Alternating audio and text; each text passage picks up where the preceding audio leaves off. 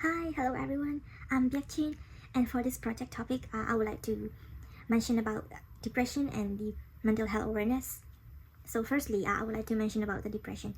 So, I think depression has been a problem for a long time since many years ago, at every region around the world, at all ages, all races, and all ethnic groups. So it has been a really big problem which can even be fatal if we don't heal immediately or according to the relative treatment styles. So let's check about the depression problems first. So it's a problem, so that's why. So depression is like one of the most common mental disorders, and not just in the United States but also in every regions of the world, at all ages, all races. So those kind of symptoms range from like mild to severe and can disrupt a person's disability to carry out everyday activities. So he cannot be succeeding in everything he do. So it's kind of like linked to like healthcare costs and other health conditions like heart disease and diabetes, and especially like nervous disorders. So it's also a risk factor for like social thoughts and behaviors like that. So it's really dangerous if we don't care about that kind of disease or if we underestimate it.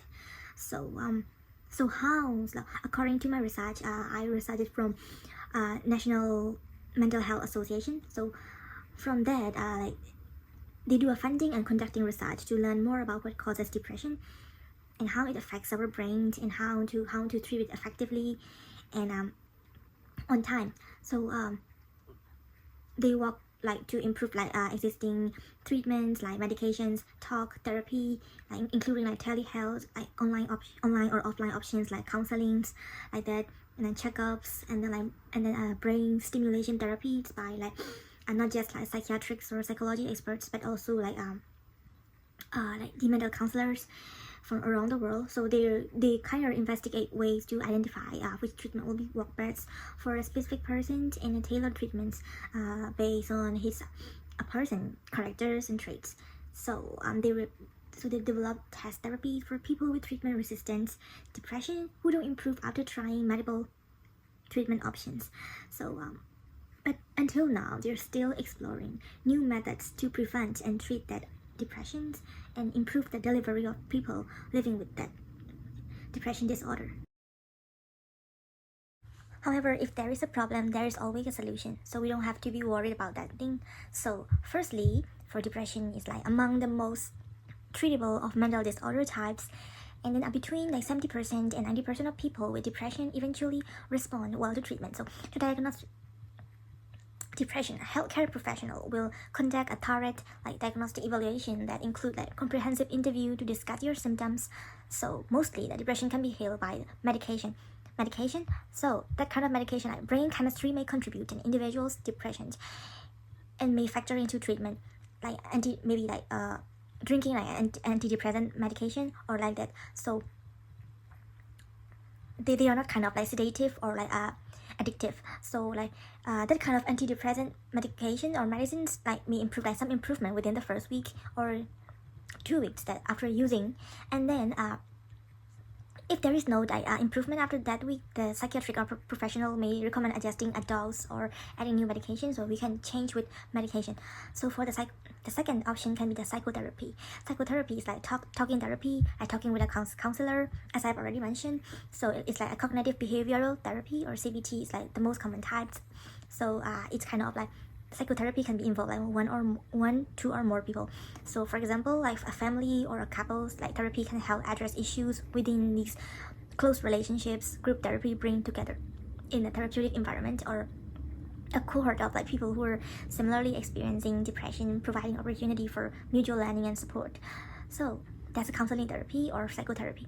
So that the third thing can be like electroconvulsive therapy or ECT. So electroconvulsive therapy is kind of like the generally severe depressive episodes. That kind of therapy help that since 1940s that ECT therapies and many years of research had led to major improvements in recognition of its effectiveness as a mainstream rather than the previous treatments like that. They already mentioned it in the previous thing. So it's kind of like they use an anesthesia, like during which the brain is stimulated electrically to induce a brief seizure. So a patient typically receive ECT 2 or 3 times a week for a total of 6 to 12 treatments. He's will recover or whole recover. So the fourth treatment is that self-help and coping. So this I think is the most effective and the most important thing. So there are a number of things that people can do to help reduce the symptoms of depression. So they do like regular exercise, regular gyms, aerobics, or like listening to like positive music or songs, like doing their favorite hobbies, or doing reading positive books like that, or which can improve our mood and then feelings. So, and also like getting enough sleep, eating healthy diet, avoiding alcohol or like depressing things, and then like vaping or like smoking like that. We have to avoid that kind of thing. So depression is actually a real illness, but help is always available for us. So with proper diagnosis and treatment, the vast majority of people with depression will overcome it. So if we experience the symptoms of depression, the first step is to see our family physician or our family psychiatrist. So we have to talk about our concerns and requests through their evaluation. I've already told about the positive points that you will receive if you heal your depression. So for now, I'll explain more about like if you don't heal your depression or if you don't treat it, or what can happen, what bad points will follow in your life. So for the mental health, depression, cause like emotional distress, anxiety, panic disorder, and social phobia. So it can also lead suicidal thoughts, which is really dangerous.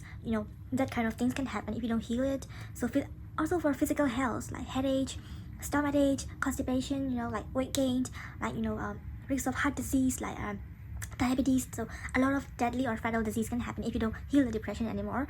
So also for relationships outside, you cannot maintain your good relationship with your family, friends, and community around you. So it can also lead to your family conflicts and then relationship difficulties and hardships, or even heartbreaks with your boyfriend or girlfriends. So for your jobs, business, and academic section, so depression will make it difficult to perform well at work or school. So it can even lead to problems, meeting responsibilities or ignoring important roles if you don't treat the depression. So the other thing, the substance use, which is really bad. So kind of like using of alcohol, drugs, like vaping, and then like smoking, like that, eating kind of like depressant drugs. So yeah, that kind of things. And then the other thing, the social isolation. So you always want to stay alone. You don't want to mix with your you don't want to mix or talk with your family, friends, and other communities. So you will just want to stay alone, and you will always be depressed and then about worried about like how other person think about you, how are they gossip or how they talk about you, that kind of things, that you will always be worried. So the last thing is that the most dangerous thing is that you will gonna commit suicide or premature deaths. Suicide is really dangerous thing, that if you don't treat about your depression. And then not only suicide, and you can even like fatal from like just having depression symptoms that I already told you, like anxiety, nervous disorder, heart disease, and then that kind of heart disease and the diabetes, which are the side effects. And then like the other like physical health, constipation, headache, like that. So not only suicide can kill you, but also other physical health or mental disorders can kill you. So you have to be very careful and very aware and focus about your depression treatment or therapy. So you can also call like 911 or 988, like the suicide or crisis lifeline, if you have depression, or like if you know someone who have depression around your community in time.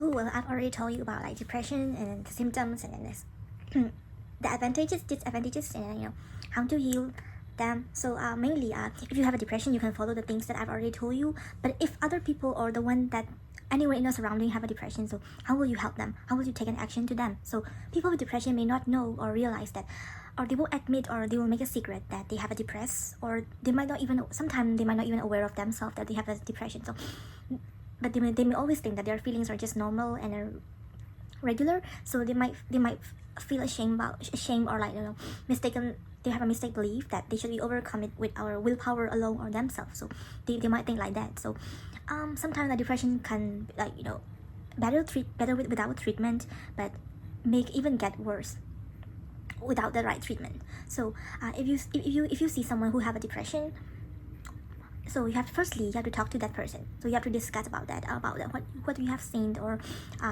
what he have like worried about it, or what kind of problems he's having right now, you know.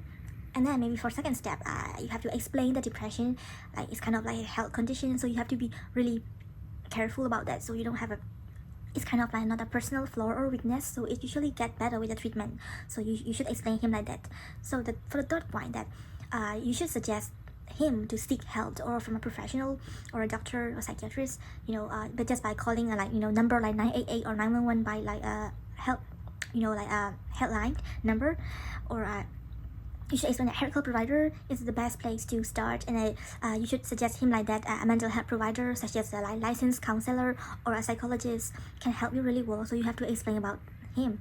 And then for the fourth point, you have to offer to help prepare a list of questions, and then like you have to discuss in the first appointment, you know, like with a healthcare provider or mental health provider. So you have to prepare like, you know, list of questions like what's the main problem of your sadness or depression? So how did it start? So how long have you been have depression? You know, like, you know, like, so who are the most possible, you know, your social people that cause your depression, or like that. So that are the points. And then for the last point is that you're explaining your willingness to help to the depression patients, like by like setting up helping appointments with the doctors or counselors, and then like following along with them, you know, like supporting them or motivate them or help them as much as you can, and then, you know, help attend their like family therapy sessions, yeah, like that. So if you help them, you know, it's really it can even like, you know, like help like at least 1% to like 5% help the depression a bit lower if you follow their appointments, or, you know, motivate as much as you can to the patients. So, you know, like if other person depression is really severe or potentially life-threatening, you have to contact a healthcare provider in your nearest community in the quickest time, or a mental health provider or emergency medical services, like call 911 or 988. So there are the things that you can help for your community, like if someone gonna have a depression. Well, so this is my PSA video, and thank you very much for your time and attention.